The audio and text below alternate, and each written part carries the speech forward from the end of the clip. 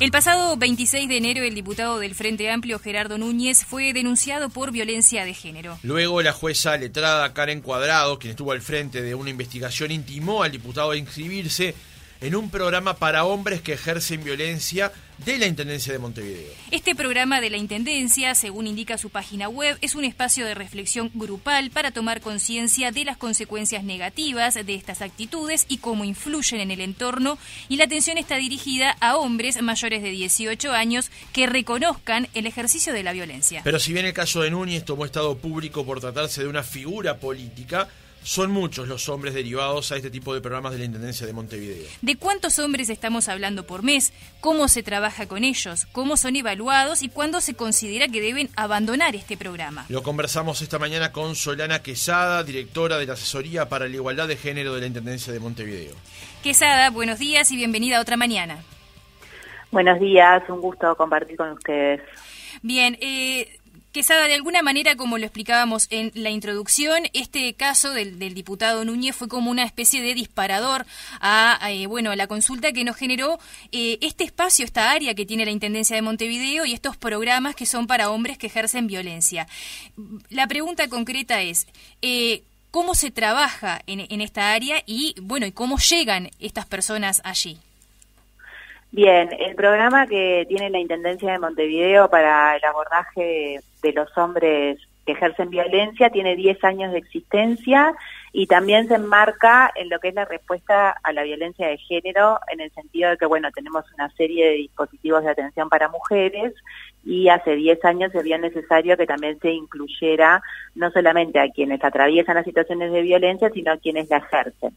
Este programa se convenia con una organización de la sociedad civil, que es el Centro de Masculinidades y Género, y tiene un dispositivo de atención grupal que funciona una vez por semana, y en realidad es un programa que parte de la premisa, a través de una serie de entrevistas individuales al inicio, que las personas, los varones, se reconocen que ejercen violencia, que no todos los dispositivos de atención a hombres que ejercen violencia parten de esa premisa. Entonces, en realidad, por ejemplo, nosotros coordinamos la respuesta con el Instituto Nacional de las Mujeres, que es a nivel nacional, y ellos, por ejemplo, trabajan con aquellos hombres que tienen el dispositivo de tobilleras y desde la Intendencia no. Entonces, hay como diferentes formas de abordaje de la problemática. En el caso de la Intendencia de Montevideo, lo primero que se pone sobre la mesa es el reconocimiento de estos hombres de haber ejercido violencia y la voluntad de hacer un proceso de identificar eso y de adquirir herramientas para su transformación. Y esto es como el desafío principal, ¿no? Porque no todas las personas que ejercen violencia reconocen que esos actos que hacen son actos violentos. Claro, justamente sobre eso iba, Quesada. Las personas que concurren a estos cursos, a estas actividades, a este programa de la Intendencia de Montevideo, ¿lo hacen voluntariamente o, como ocurrió en el caso mencionado anteriormente, es una orden judicial donde, digamos, hay una coacción a que vaya la persona y participe de los mismos? Bueno, nosotros recibimos tanto personas que acuden voluntariamente como personas que deriva la justicia. Pero de todas maneras, por más que la justicia la derive, en esa serie de entrevistas individuales se despejan varias cosas, que no haya situaciones de salud mental complejas, que no haya situaciones de adicciones, que en el caso de estas dos situaciones lo que se exige es que tengan un tratamiento aparte de este espacio grupal. Y también esto que decía al principio, que es si la persona reconoce que ejerce violencia. Entonces, si bien abordamos personas que son derivadas del Poder Judicial, siempre despejando inicialmente si hay un reconocimiento de la violencia o no. Por eso decía que hay otros dispositivos a nivel país que abordan a aquellas personas que también deriva la justicia y que no necesariamente reconocen que eso que hicieron, porque esto tiene mucho que ver también con cuestiones culturales y cómo de alguna manera a lo largo de estos años, por suerte, hemos tratado de aportar a que cosas que antes estaban naturalizadas o parecía que era como parte de la forma en que las personas se relacionaban, bueno, eso tiene un nombre, se llama violencia de género, hay que combatirlo y hay que hacer una transformación que tiene que ver con el acto individual de esa persona, de ese hombre en concreto, pero también tiene que ver con todas las cosas que hacemos todos los demás, hombres y mujeres, en nuestra vida cotidiana, para consolidar esas actitudes o para tratar de transformarlas. Entonces, claro.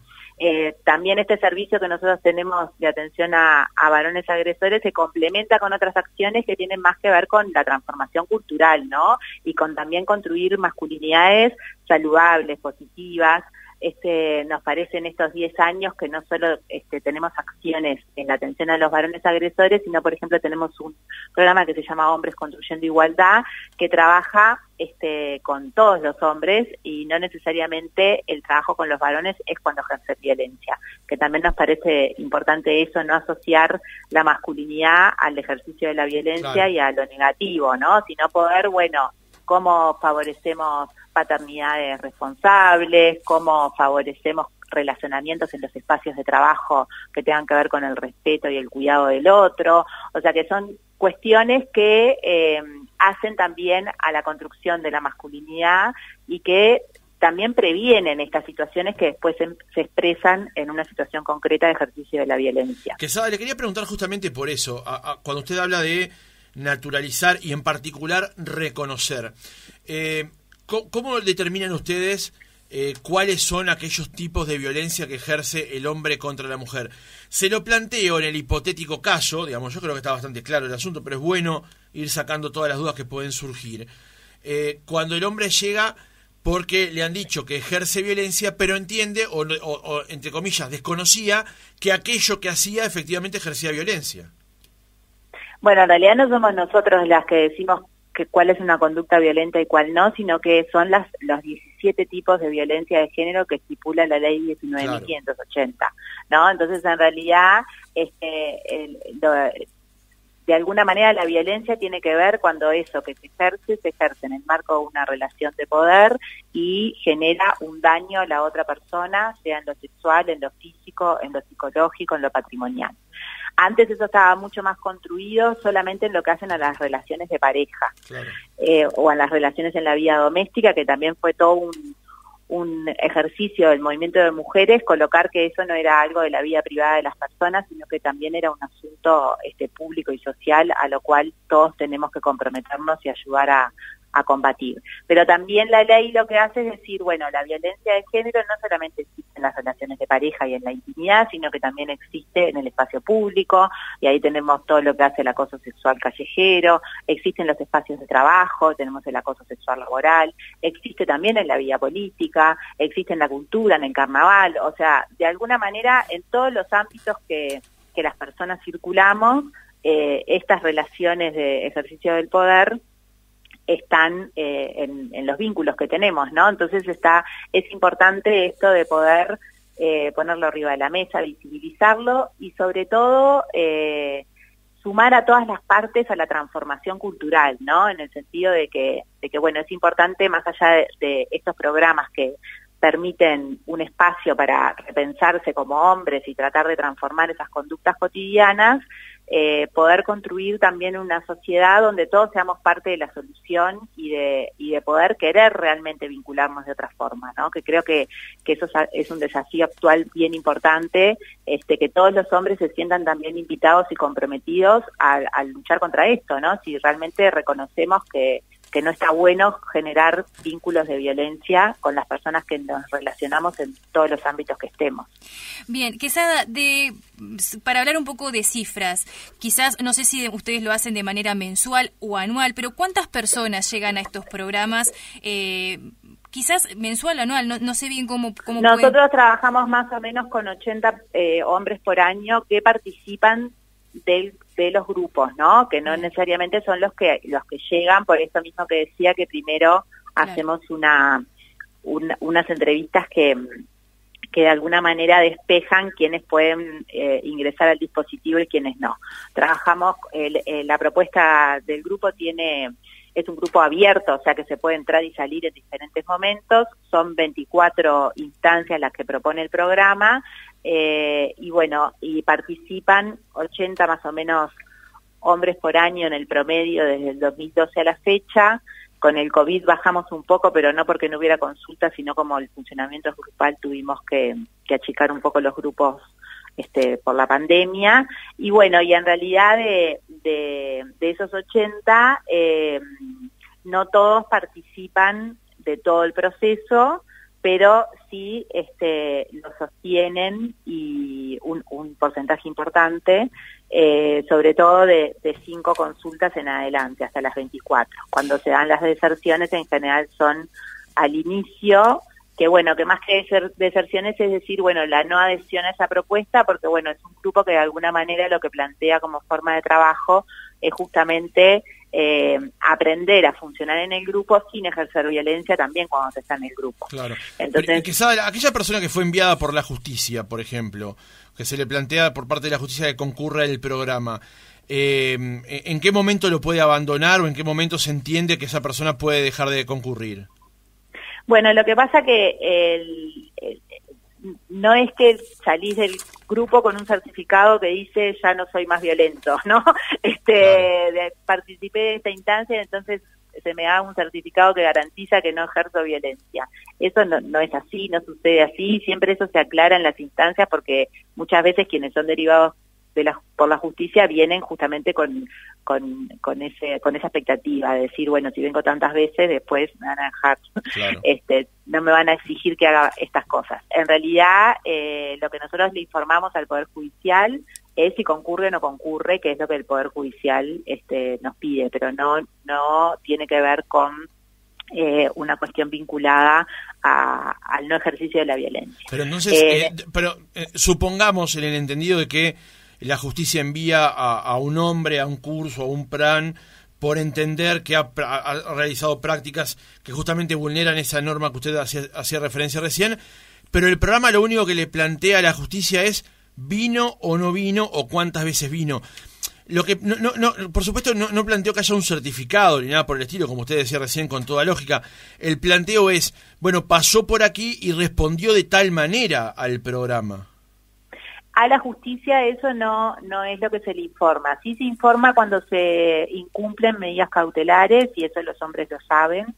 O sea, cuando los hombres no cumplen las medidas cautelares de no acercamiento que tienen hacia sus parejas, exparejas o hacia quienes hayan ejercido violencia, sí el programa se comunica con la justicia, y también lo que hace el programa es un acompañamiento y un seguimiento a quienes son las personas agredidas por estos varones, también porque de alguna manera el posicionamiento del programa es trabajar para frenar la violencia hacia las mujeres, ese es el objetivo final. En relación a los resultados del programa, en estos procesos, generalmente lo que se logra es que los varones que sostienen finalicen sus situaciones de violencia física y sexual. Eso es lo que en términos de logro se obtiene en este proceso. La violencia más simbólica o psicológica es lo que más cuesta de alguna manera erradicar de raíz.